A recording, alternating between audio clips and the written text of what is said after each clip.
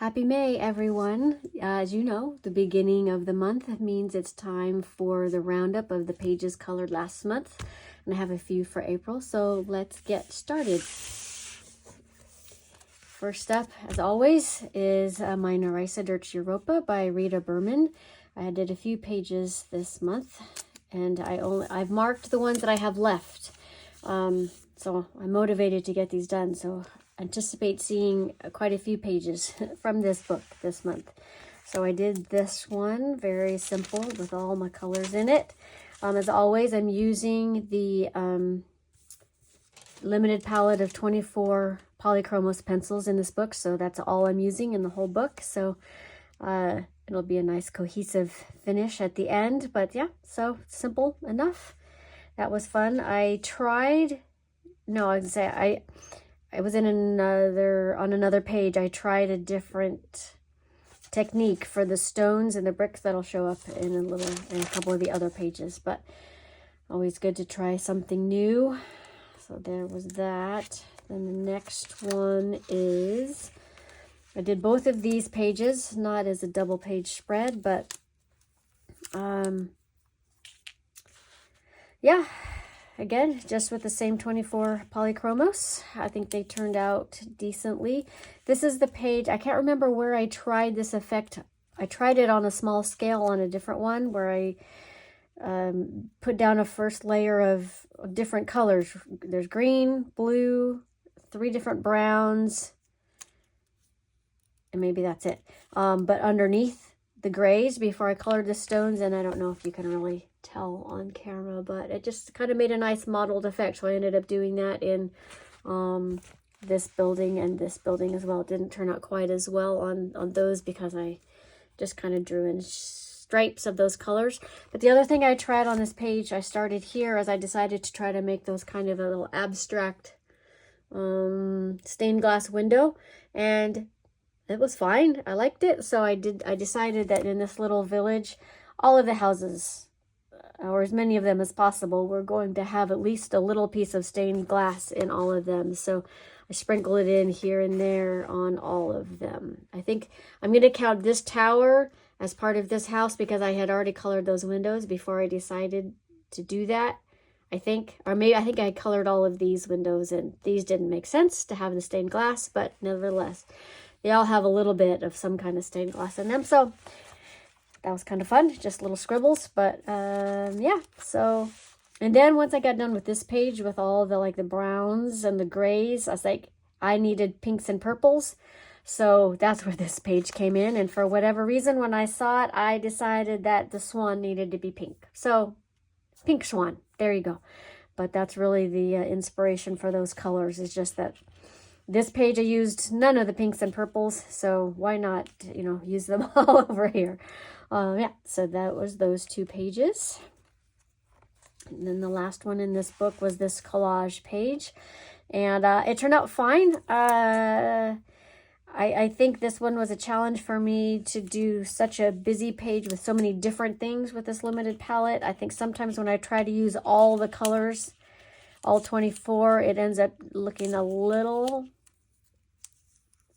messy. Isn't quite the right word, but sometimes things don't quite jive with each other like I wish they would. But I think it turned out fine. I like lots of the different elements by themselves. Just when I look at it overall, I don't know. I think it's fine. Yeah.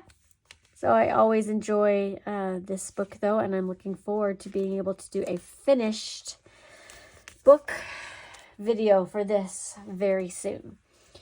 Then in Fairy Touch of Magic by Clara Markova. Oh, don't pull that out, I'm going to lose it. I did these 2 pages, and it was just a explosion of spring. I think it was totally in the mood for just spring colors, and I really like how it turned out. These were all Prismacolors, and I don't think I did anything else, so it's just Prismacolors in this one. But yeah, I really like the way it turned out. With pinks and purples purples and blues are always my favorite colors to use, and I used all of those in different combinations here. But I tried in making bulbs, a lot of the bulb pictures I saw had like a deep reddish color, but I didn't really want that. So I tried just making their rosy little cheeks in that color. And I like this one. I'm not quite sure about this one. It looks like, I don't know, maybe a couple extra lumps on his face. Maybe got some black eyes. I don't know. But this one, I feel like the blush is really cute. This one I'm not sure about, but that's okay. Overall, I'm really happy with the colors of the way everything worked out. And yeah, relatively happy with those 2 pages. So yeah, not much more else to say about that, but I like it. Okay. Then the next one is the color along, the complete mini mania by Coloring Bumblebee was this page for the month of April. So one of my favorite combinations is the dark teal and the dark red, so it seemed appropriate here, and I feel like that really helps the frames themselves pop out. So I tried to do just bright, summery, springy colors in there, and yeah, happy enough with that. Those were all Prismacolors as well. Once I get the Prismas out, or any kind of pencils really, once they're out on my table where I'm coloring by the couch, I feel like I do a bunch of pages with those and then put them away. So yeah, I did a lot of pages in Prismacolor this month. So yeah, simple enough.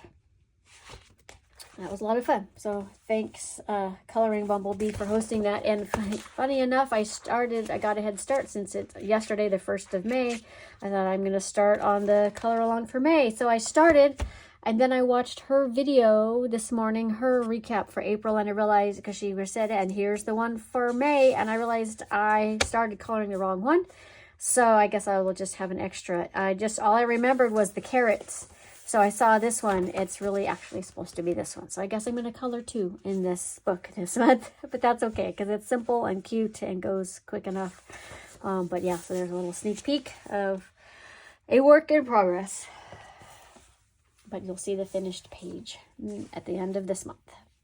Okay, so then the next one is in one of my current favorites, the Seasonal Wreaths of Plants and Friends by Makiko Inatomi.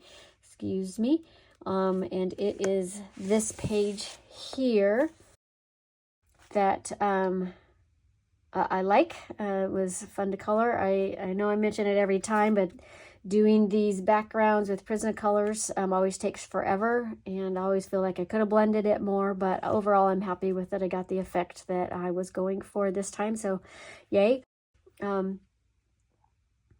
This one I've started, it's in progress, but don't tell that it's a buddy color that I probably started early, but don't tell. I'll keep that a secret until the end of the month, this month. Okay, so then the next page is in Luna by Maria Trolle, I believe. And it is not that page. This page right here.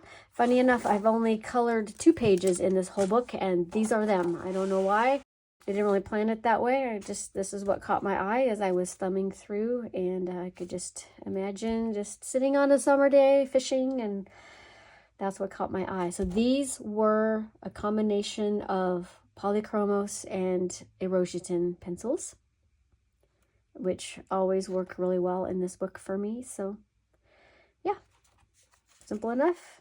It's like the little houses in the trees. I have some big trees in my backyard, and I keep thinking I need to make a little elf house out of, and you know, at the base. One day, maybe I'll do that.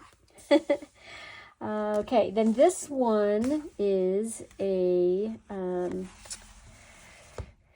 this was, long story short, it's a project that I'm making another video about, so I'm not going to go into too much detail, but this is basically all my color pencil brands except for maybe a couple of them.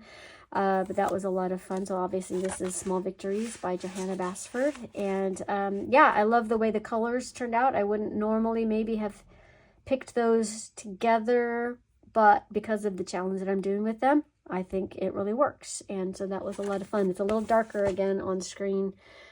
This blue is a little brighter in person, but maybe when I take a photograph of it, it will be more true to life. But yeah, so it's always a pleasure to color in this book as well. Lots of fun little pages. I think those are moths, but I'm choosing to call them butterflies because butterflies are prettier than moths, but I think they're actually really moths, but that's fine. So that was that one. And then the last one is in the cute mandalas by Apsi Simanasiri. I'm taking a guess there. If anybody knows if that's wrong, let me know in the comments, please. And then the last one, again, I got to figure out my lighting because in person, this red is really bright and vibrant, and it's kind of dark here on the camera, it appears to me. But yeah, this cute little chicken mandala page. These are always fun. These were all my erogitans. Like I said, I had some erogitans out on the couch for doing that page in Luna, and I figured why not, and they worked really well. I think you can see the background all the way to the edge, even though it's super light. But yeah, just cute little chickens and little sun with the smiley faces on them and a hiding little fox in a hen house. But yeah, so that is it. Do you have a favorite? I don't know what's my favorite. I think the spring pages in Fairy Touch of Magic are my favorites for this month. But yeah, nice, decent selection. And that's it for the month of April. Hopefully, I will have a new video out for you soon with that project and that one book. And that will launch a longer project, so I'm really excited to see where it goes. I think it will be a lot of fun. So stay tuned for that, and I'll link the playlist with all my month recaps here. If you've missed any, you can catch up on them. And yeah, that's it. I hope you're having a great coloring day or anticipating some fun coloring soon, and I'll see you all later. Bye-bye.